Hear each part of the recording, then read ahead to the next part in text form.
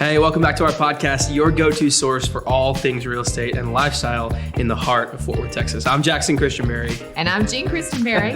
And together, we're here to guide you through the vibrant world of Fort Worth and surrounding suburb living. We believe in creating a community where everyone feels at home. And that's why we're committed to bringing you honest, expert advice in a fun and friendly way. From the bustling streets of downtown to the serene suburbs, we've got the scoop on what makes each area unique. Each week, we'll dive into the latest market trends, offer tips for both buyers and sellers, and share insider knowledge to help you make informed decisions. So whether you're a first-time home buyer, a seasoned investor, or just curious about some of the Fort Worth charming neighborhoods, you're in the right place. Let's jump into today's episode. Hey everybody, and welcome back to Welcome Home Fort Worth.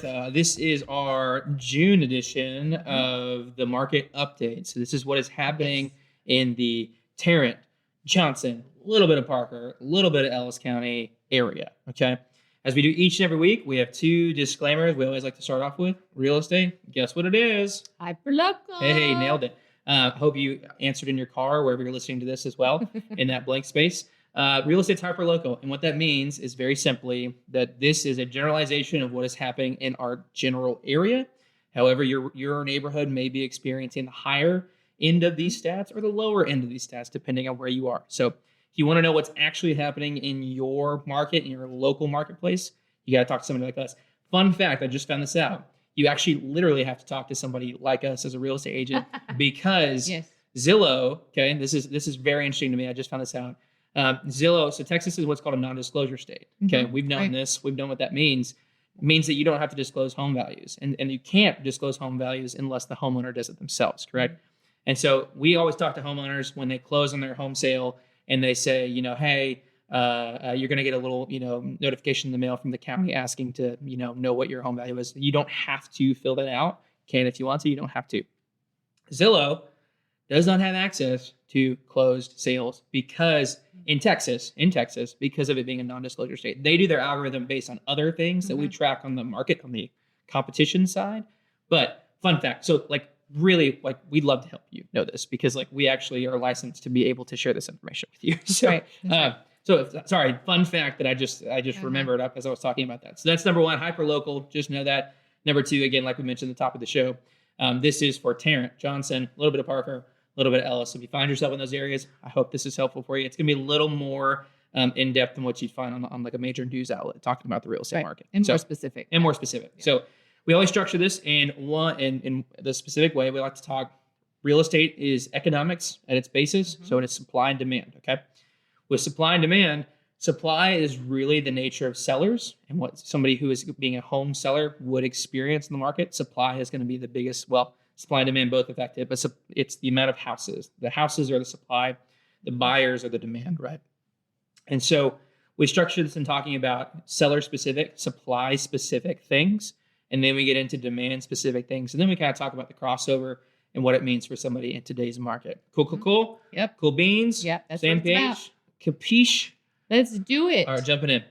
Okay, so jumping in quickly, number of new listings is down. So number of new listings that come on the market dropped 36% month over month and is down 24% year over year. Down It's a really big number. It's a huge number. Yeah. May was 3,612 new listings that came on the market in the month of May.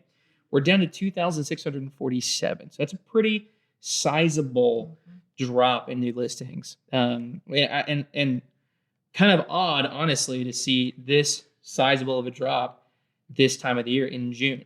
Our May, June, and July is traditionally are big new listing months. Now, they do usually peak out in May. Every year kind of has a different one. Sometimes it's May, sometimes it's June, sometimes it's July. It just kind of depends. This one, we just saw it in May. Everybody waited until May, threw it out there. Yeah. And now we're kind of sitting back and saying, okay, now we're, marketing. So very interesting what's going on. What do we think about that? Well, okay, hold on. We got to talk through a couple more stats. Okay, and then we'll come around to that. What I think this means for you and why you should care about the new listings coming on the market. Yep. It means people are staying in their houses longer. Not as many people are selling. People put their houses. I mean, we've had higher months of new listings since March of this year. In fact, no, we've had it since the month of February this year. We've had higher new listings in this month. Now, Yeah. we're filming this 2 days before the end of June. Okay. So with that in mind too, like we could get a couple more, but I don't see this ramping up massively in those 2 days, right? We might get a little bit above like February's number, which was 2,813, right? We may get above that, but we're not going to be massively higher than that. So we're still seeing a drop in new listings between at least May and June, if not April and June as well. Yeah, because if you look at the graph, I mean, that is a really big dip. It's a huge dip. Yeah. Okay. Whether it's due to, we had a bunch of them come on early and now people are done, or whether it's people are seeing houses sit a little longer and they're nervous and waiting. Yep. Well, and this is, there's so much we could get into here with this, just this stat alone. There's a lot of things that are going to build off of this as we go deeper into this market update. Talking about what people are thinking, you're exactly right. I mean, we'll talk about it as we go into this. Homes are sitting longer. Now, let's just jump into this. Hold on. But not 8 months. Well, they're not 8 months, but it's back to a normal market, which is really. I have a stat that I'm going to show you all today that shows us specifically that we are 1% away from an average real estate market. Oh, here we go. 1% away from an average. So it's getting balanced. Yeah, a very balanced real estate market. Yeah. And so, to your point, just to wrap up that talk about new listings. Psychology is changing right now. In my opinion, the perception of the real estate market in our area, people are seeing houses sit longer. People are seeing less buyers in the market. People are seeing, it doesn't, this year, what's shocking to me, last year was the bottom of new listings data, but this year, I feel like demand has continued to go down this year compared to last year. Sure. And that's been really interesting to watch. Interest rates are not too different from where they were last year. Yeah. But demand has really plummeted this year. And what I think that is, people are getting accustomed to the idea that these rates are here to stay and they're here for longer, higher for longer. I think people are just becoming accustomed to that concept. And so that has affected their buying decisions, right? Right. They're really assessing, yes. Do I need to move? Yes. Do I have to move? Do I want to move? Yeah. So, and the Fed's been kind of wishy-washy. They've not truly been. The Fed chairman talked about doing 3 rate cuts this year at the beginning of the year. They have since not rescinded that, but they've said something different now, which is like maybe 1 cut this year, right? So those things are all just what's happening in the marketplace and what's kind of changing. And then, of course, you have unaffordability, record appreciation rates, all that kind of stuff. We'll get into all that later. But again, number of new listings is down. Maybe down. All right, so sing it. Active listings as a result of the demand we just mentioned. We haven't seen this yet in the data. I do have a data point that shows this. Active listings are up, and they continue to be up since basically January of this year and higher than last year, which is what I really want to point out. We are way higher than last year in active supply. So the amount of homes on the market, we have more this year than last year. So due to kind of sitting? Due to demand. So we don't see, like, homes are just sitting for longer. I'll show you about days on market. It's not too crazy days on market, but homes are sitting on longer. Homes are, the absorption rate, we'll get into that in a little bit. The amount of homes coming off the market each and every month and closing each and every month, all of that is showing that more homes are staying on for longer. Okay. So, and this is what we're seeing. It's just creeping up. Last year we were at 4,958 homes on the market. This year we're at 7,002, y'all. That's 3,000, just about, really 2,000 more. 2004, I think is what that is. No, it was 2,000 more homes than we had last year. And so that erodes a seller's power. And that's what I'm going to show you in just a second. The more houses on the market, sellers' ability to kind of own the market is being eroded by the fact that more houses are out there to choose from. Because it's not a seller's market exactly. like it was. Yep. It's more balanced. It's way more balanced. Now, it's still technically 1% on this side, and I'll show you the data point in just a second. And we see that in some neighborhoods, don't we? Absolutely. Every once in a while, you'll see like this house goes kabam. Yes, absolutely we do. Yeah. And you see that. Oh my gosh, you see that. This is like, if you can if you are somebody who owns a house who is considering it this year, the thing I just cannot stress to you enough is pricing. Like, you see it in pricing, and you see it honestly in my industry, in our industry, which is real estate agents. Real estate agents have to have their comps down. Yeah. You have to practice. You have to be somebody who takes your comps seriously. It's not just a wishy-washy estimate. You have to both give them a real estimate of what their home, and when the seller, all sellers do this, if you didn't know they do this, All sellers always ask, well, if I'm advising them at 450, they're going to go, well, I think we should go 470, right? They're always going to do that. And if it's their home sale, they can do whatever they want to do. They're the client, of course. But you have to have conversations to say, look what I'm seeing in the marketplace, and look what's happening to folks who price in this way. Look how long they're sitting. Look how many price cuts they're still having to do anyways after staying on the market. We are seeing a lot of price cuts. We're seeing a lot of price cuts. Tons and tons. And I would say a subtitle to that, to pricing it right, is condition. So because it's so balanced and they have more to choose from, buyers have a lot more to choose from, you've got to have your home in good condition. We've seen... So I feel like the old homage, maybe in the way you thought about it in 2021, if you didn't have old homage 3 or 4 years ago, whatever, not very old, obviously, but in the market that's real fresh on people's minds, right? In that market, you saw, in my opinion, like even if a house was beat up, as long as they priced it right, it still got sold, right? Yeah, and that's kind of the case, but that's a way more extreme now case, right? Like, rather than going, $20K below or something like that to accommodate for, destroyed cabinets or stuff like that, you've got to, I think, just judging from what I'm seeing sitting on the market, I think you've got to go closer to 50 to 60K under value, if not more than that, honestly.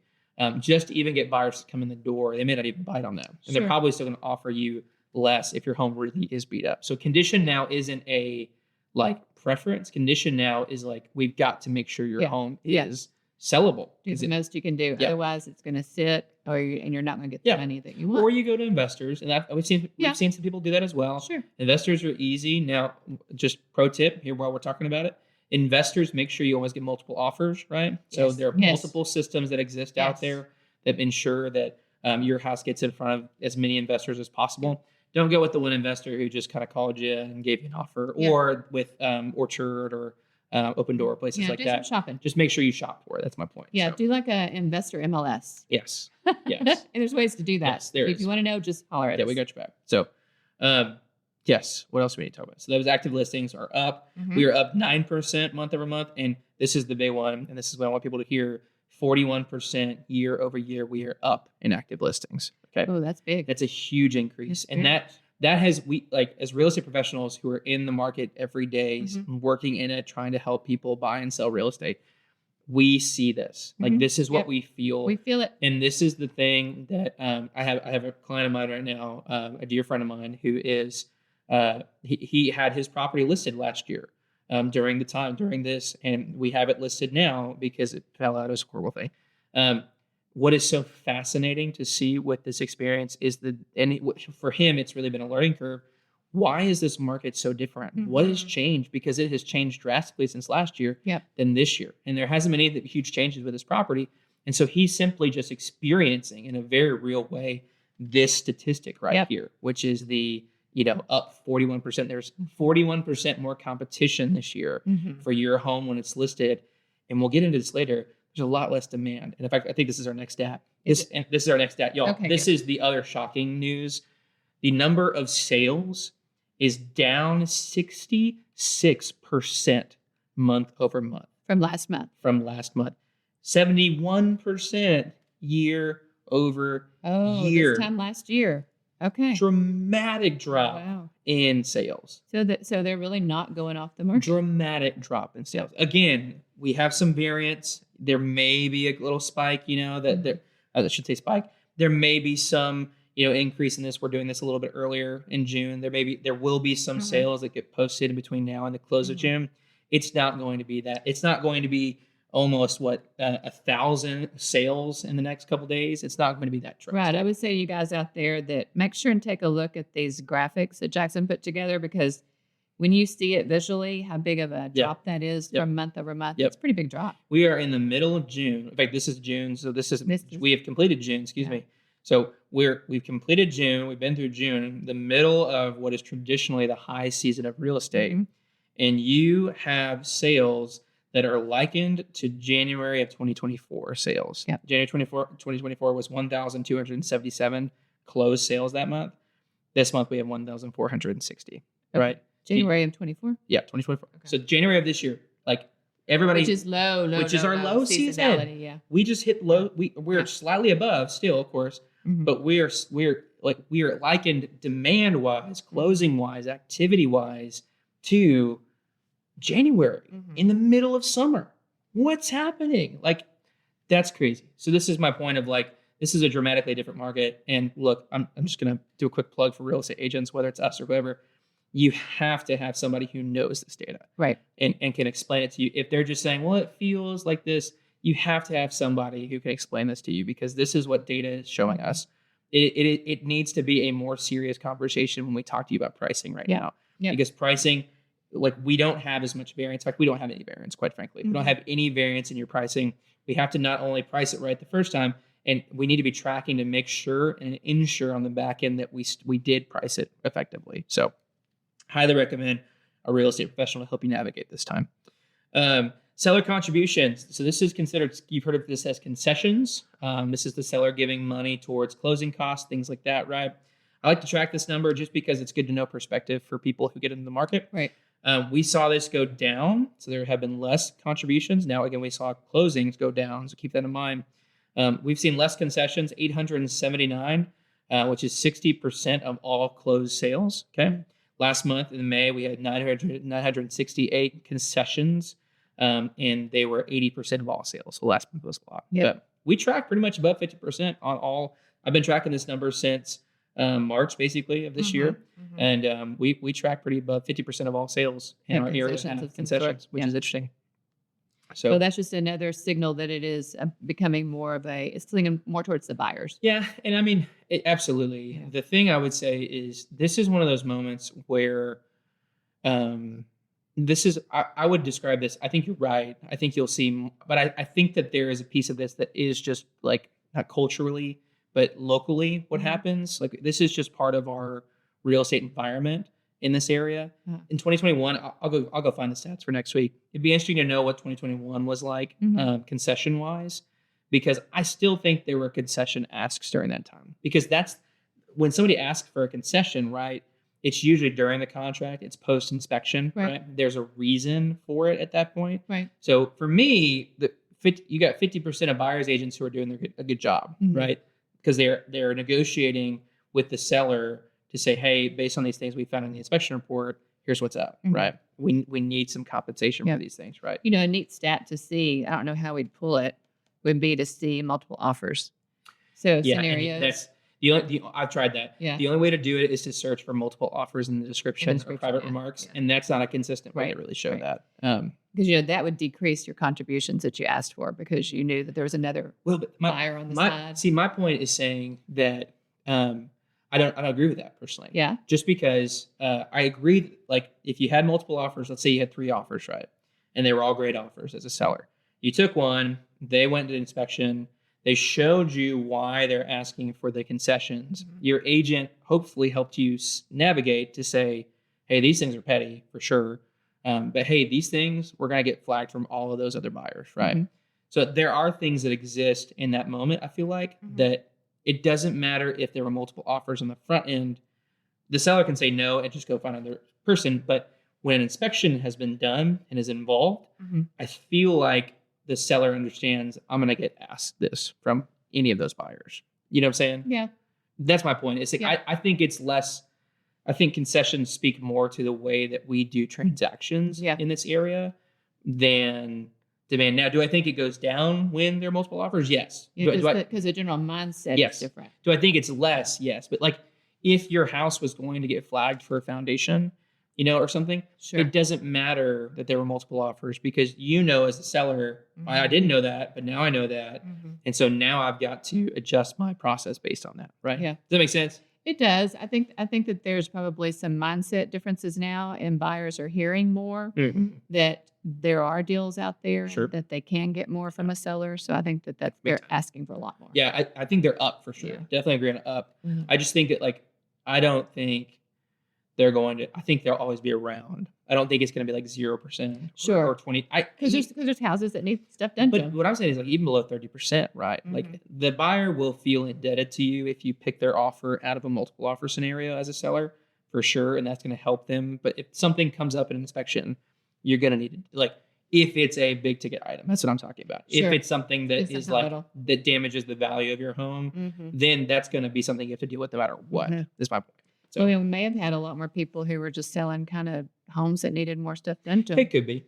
I think right now the reason that concessions is up is like what you're saying, is that buyers have more power in this market right now. So They're asking for more. yeah. Hey everyone, real quick before we get back to the show, if you're on Facebook, Instagram, or YouTube, we'd love to connect with you. We post a lot of content like this in case you miss an episode, along with more Fort Worth and surrounding suburb local insights and finds. You can find our team at the Christenberry Group on all social platforms, or you can connect with Jackson and I personally on our Facebook and our Instagram accounts. Just be prepared for lots of pictures of my grandson on either account. Now back to the show. All right. Close price average. Fun fact, random fact. We did have a bump in close price, average close price. Yeah. So your average close price is up 4.7% month over month. That's up 7.3% year over year. Went up from last month at 458 to now this month at 480. Which means real estate is still a good investment. It's a fantastic investment. It is not. This reminds me of short stocks or oh gosh, what's the phrase for that? The day trading. Day trading. Oh yeah. This reminds me of day trading. I wouldn't treat real estate like this. No. Don't go into real estate buying 1 month unless you're a fix and flipper, and obviously your numbers gotta be right. But like if you're the average homeowner, don't go buy it 1 month and try to sell it the next month. Yeah. Like this, spike in Give it some time. yeah, this spike in value. I mean, it's minor. Yeah, it's minor, and you don't see that dramatically over time if you look back over the other stats that we've got there. So, but just a fun little fact. I don't attribute personally any value to this. If anything, I think what this is, since this pulls the average close price, I think this is just there is less. There are less closings, and so I think it's easier for a luxury property that gets pulled up in this pull up the average. to pull up the average. I think there's less options, and so less data points, and so it kind of gets pulled a little bit. That's what I think that is. But I don't know that. I mean, maybe we all just had $22,000 worth of appreciation in our home last month. Like, list your home right now. Yeah, right this minute. I don't think that's the case. Honestly. Okay, so the data point that I've been teasing the whole episode is absorption rate. Now, you've heard this as days on market, or sorry, not days on market, months of supply is what it's the same statistic here. I track the number versus our system lets us track months of supply. It doesn't do it right, and so I like tracking the actual number where I can calculate it myself.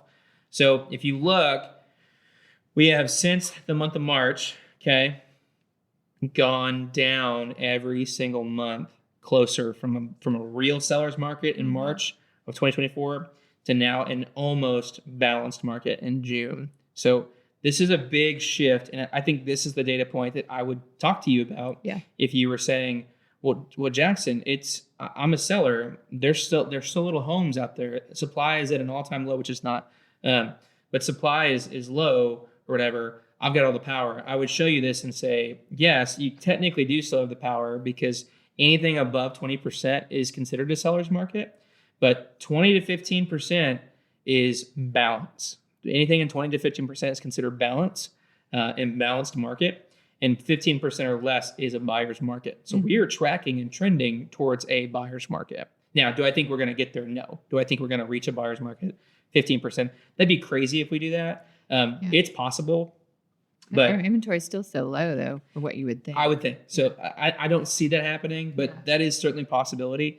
Again, March was 39%, April's 31%, May was 26%, and this month was 21%. So we have just consistently, there have been less sales, less homes going off the market than those coming on, right? Only 21% of the homes on the market are going off the market. So does it make sense? Yep. So I think that is that's descriptive of what it feels like to be in today's market. Yeah, definitely. And to be selling your house or buying a house, because we've been talking about sellers, buyers, you are gaining power. For you, this metric is the opposite of what I just talked about for sellers. Right. Your buying power is going up pretty dramatically. You have gained the ability to, whether you have more options on the market, 7,000 versus 4,000 or 5,000 last year. You have more options on the market. Homes are sitting longer. Not as many people are giving concessions as last month, but you still have a decent amount of concessions going on, right? And then you just, it's just moving in the needle is moving towards you. It's still on seller technically, but it is moving towards you for sure. Even with these interest rates too. Yep. I mean, even with the interest rates. Well, and that's what, if you think about it, that makes sense though, right? With these interest rates, that's why it's negatively affecting sellers. Not to say it's positively affecting buyers, because obviously it's still a 7.02 interest rate today. It's a higher interest rate than we've seen in a while, right? It's, you've got inflation, everybody's talking about grocery store costs and stuff. People aren't wanting to spend as much money Money's as they going were. all over the place. Yep. Your money isn't worth quite what it was before. Those are all the things that are happening to the buyer, but that's why it's moving from a seller's market because it's no longer, there are less things that make it appealing to purchase. And so sellers don't have as much power. And there's less really strong buyers out there. Yeah. Like, how it is where there's less and less, then all of a sudden you're the one that gets picked. Yeah, totally. Yeah, and it can, it just feels very different. So with a lot of data points to talk about. So anyways, that's that's my transitionary point to say, like we talked about supply, and this is kind of where between a supply and demand, all this kind of sits and how it overlaps. And so absorption rates that. But again, we talked about demand. So interest rates have dropped in the last month. They're down 0.14%. So that's awesome. They are still up 0.1% since last year, but we're 7.02 today, which is where we expect to be kind of going into the end of the year. Right. Some people predict like high sixes, which is great. But Fannie Mae just redid their rate prediction for next year. They were thinking it was going to be like low sixes, or low sixes by, I think, anyways, we'll go look at this. But what they did is they changed it where instead of it being we're low sixes by middle of the year, middle to late, they see us basically doing a long transition from high sixes to low sixes all throughout the course of 2025 for the whole year. Yeah. Okay. And so you do work your way down, but it's a slow ride. Yeah. And then same thing, and then that's 2025. So that's what they just changed their prediction for. Obviously, they've been wrong before. Sure. I wouldn't put stock on that. Ultimately, what I would actually hear, if you read rate predictions, with how frequently they get revised, I would recommend you not really trust that. Yeah. Don't base your purchasing decision on rates and waiting for rates. And what I mean by that is that as long as it makes sense for your family to purchase and there's a reason for you to actually do that, I do think you want to go ahead and do it because that's what just makes sense for you to do it. Because rates aren't predicted. We can't predict them. Right. We can't play our game off of them. And ultimately, you know this, I know this. If you are waiting for rates, so is the rest of the world. And the second that you get into the market because of low rates, that market is no longer a almost balanced market. That market just flipped way back to seller market. Right. That day. That day. The day it dropped. And so it's true. And, you've got some remedies for some of that are helpful. Okay. There's some loan assumptions. We're hearing a lot more about people starting to do that. I mean, if you have not, it's not the right thing for everybody. Right. But you have to have some cash. Doing a loan assumption, I think, is a way to go back in time. Yeah. And grab that 3 to 4% interest rate. Now, it requires traditionally, it doesn't always do this. Traditionally, it's going to require you a higher upfront cost. Yeah. Because you kind of have to pay the seller's equity of the home. But yeah, if you can absorb somebody's loan, that's it can be a really sweet deal for certain. And you're going to get 3% or 4% that they got when they bought it. That's a great deal. Buy downs are still out there. So there's some things to help, if you decide it's time for you to move. Yeah. And ultimately, with what's going on here, you also have access to more deals on the market. Yes, absolutely. You have access to getting properties for 10, 20K off if it's the right property. Not all properties are like this. But yeah. So anyways, I always like to just juxtapose how much it is to rent versus how much it is to own. So the average monthly payment, the way I calculate this is I look at our average close price, and then I just kind of put that through some guesstimations of kind of where it should be and run it through a mortgage calculator that I trust. You're looking at about $3,500 for your monthly payment for the average home in Tarrant, Johnson, a little bit of Parker, a little bit of Ellis. And so that's what's going on there. rent prices are down are up this month, but 2,688 is where those sit. So there's some $900 of difference. That's not. It's cheaper to rent right now. It just is. Okay. Now, what this doesn't show you is like the home that you get for 480, right? And that type of home that you're getting for that price. That may not be what you're getting with your rental, right? So there may be differences in the actual house you're inside, right? Yeah. It may be 2,600 for a 4-bed, 2-bath that's 2,200 square feet. But at the 480 mark, you're probably looking for something closer to like the 2,500 square feet, I would guess, just based on what I know about our area. And it could be an older build, could be a new build, whatever. So just know that. But rental prices, average monthly rents are up 2% month over month and up 1.5% year over year. So they have increased as well. Okay. So fun fact. I also mentioned the 3,500, by the way, that does include your insurance, your taxes, and a potential HOA if you had one. So it's the full deal. So it's your full deal, after everything. So, okay. All right. Looking at kind of the what I like to track as far as demand goes and as far as what's affecting demand, there's this thing called the purchase application, mortgage application index, I think is what they call it, or purchase application index. And all it is it's just saying how many loans are being purchased, right?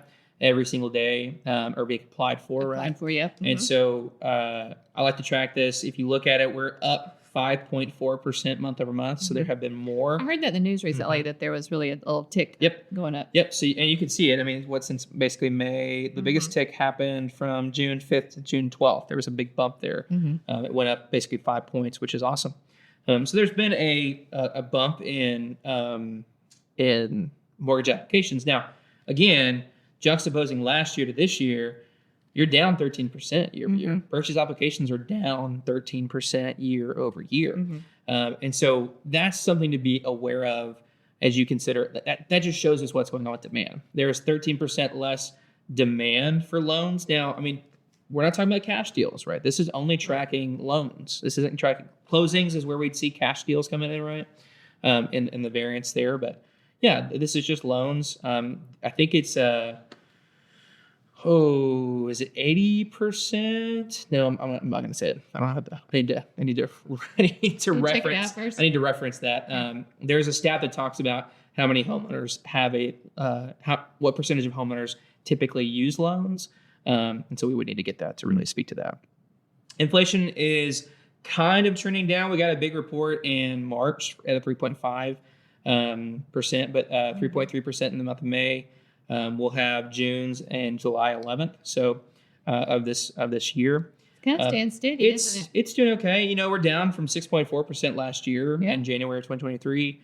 The Fed's doing a great job. You know, ultimately the Fed makes our lives hard on the rate side of it, but y'all, like, they are doing an honorable work, which is fighting inflation. They're trying to do everything they can to keep our buying power from not being completely just destroyed, right? And to keep our money where it's useful. And so really, I've said this before on this podcast, if you are somebody who is advocating for lower rates and rate cuts, the reality is what the Fed wants to see in order to accomplish that, to be a drastic and quick move, would just be massive amounts of layoffs. And I don't know about you. I don't want that. Like, I want lower rates for sure, but I don't want people to be out of their jobs, massive amounts of people to be out of their jobs. And so we do appreciate the work the Fed is doing to accomplish this goal of reducing inflation. Slowly. It just is hard, obviously. Yeah. Real estate is such a rate-sensitive industry and marketplace. And so that's obviously making that hard. But current average days on market, if you were somebody who was getting into the market today, what would I show you? I'd look at average days on market. So 44 days on market. Anything above there, I'd want to make local note. I want to make sure that is what's happening locally first. But assuming it is, anything above 44 days on market, I'm going to start thinking deal. Yeah. Doesn't mean it is, but I'm going to start thinking it. I'm going to start thinking, we got options here because the average house is gone by now. Right. You're outside the norm. You're outside the norm. And so I've got some possibility here of maybe the seller as a buyer, if I'm thinking like a buyer, of the seller becoming a little more desperate, a little more, able to get a deal.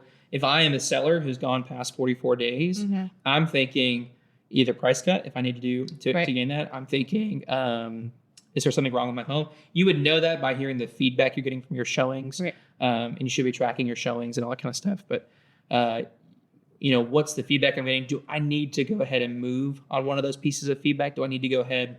Everybody says when they walk in, it's that carpet stain right there. So maybe I need to get somebody out to get that carpet stain removed or whatever it is, right? So current days on market. Closed price to original price ratio. This very rarely variances. And I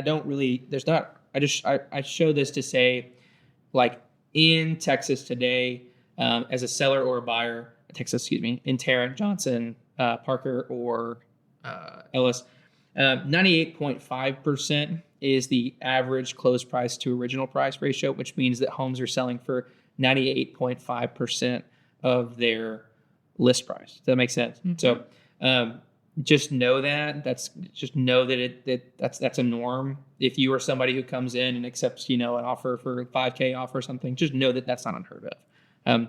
Not necessarily something that I recommended you, to be clear. We want to know that situation, what's going on there. But, and that is an average. Yeah, just know that average-wise, homes do not sell for what they listed for. Yeah. So, and 98.5% is down. Last year was 99.3%, right? So it's down a full percent point. You're down 0.1% month over month. So that's compared to 2021 when it was like 101. Yes. Yeah, it's massive. Looking ahead, we track to predict kind of what's coming our way. We track pendings, and so pending home sales. We have seen those basically be pretty level since April. They did drop just slightly, but nothing massively.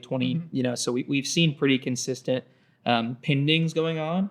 But obviously, the ones that have actually made it to closing have been much less than these. So because we had 1,400 closings, right? So it's obviously been a little which is a note that things are dropping out. Big time.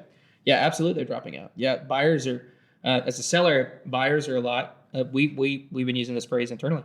Buyers are spooked easier right now. So if I'm representing a seller, I've got to be really careful about the language that I say and how I talk to the other side, because buyers really do get spooked right now. Yeah. And you understand why. Like, we've talked about all the things that are not in their favor, right, with this. So it makes sense, but just be aware of that. You want to be real kind of gentle. You're gentle, still representing your interests, to be clear. Still direct.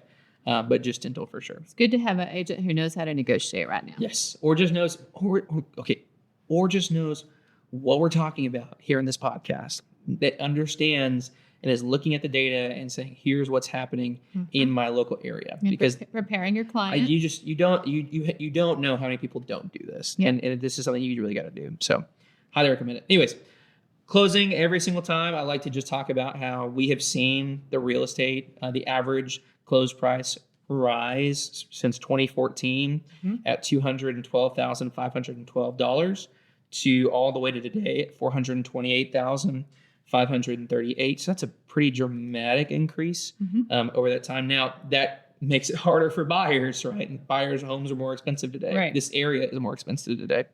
But if the buyer can get in, what is it? When's the best time to buy a house? Well, what are you going to say to this? So it's that old, time to plant a tree, right? Best time to plant a tree is, 20 years ago. Well, What's the second best time? Today. Yeah, today.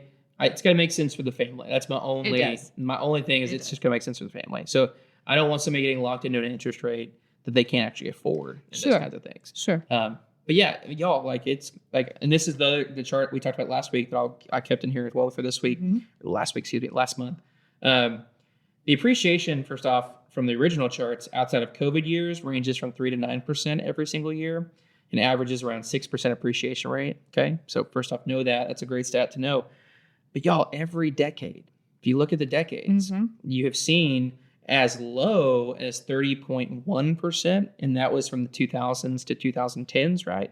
So they had the great financial crisis in the middle of it. Right. Is that right? Is that 90s? No, I'm sorry. That was the 1990s. Excuse me.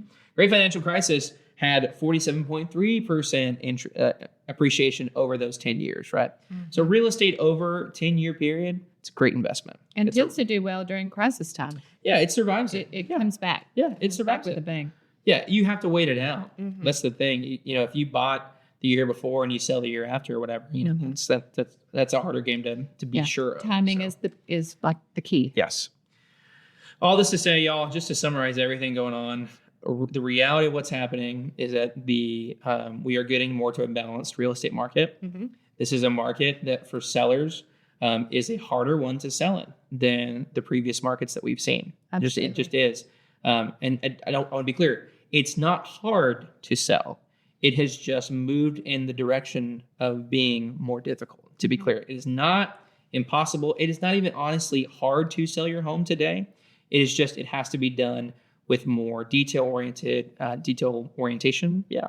It has to be done in a more delicate or a more strategic way than it used to have to be done.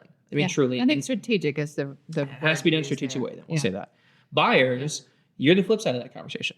This market has moved in your favor. Now, obviously, you have things working against you. You have interest rates, you have inflation, you have all these things that are working against you. But if it can make sense to purchase in this market, things have moved in your favor, absolutely. Mm-hmm. And so you have more options on the market. You have more